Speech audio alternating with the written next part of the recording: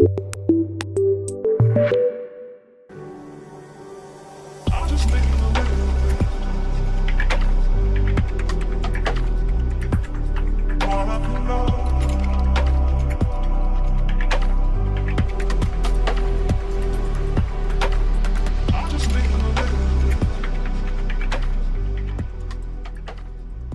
is the Shengsite 20-watt LED Gooseneck grow light.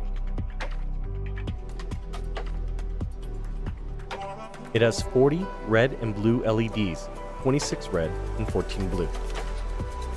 If you thought this light would be a great light for growing marijuana or blooming large fruits, you'd be mistaken. This is a supplemental light. Introducing the Tradescantia Zebrina, also known as Red Hill. It is a herbaceous perennial from Mexico.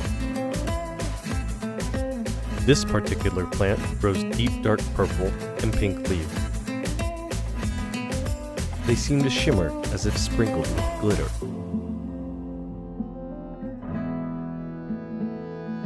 And it does not like a lot of light. So for this plant, a multi-spectrum, dimmable, adjustable height light is perfect.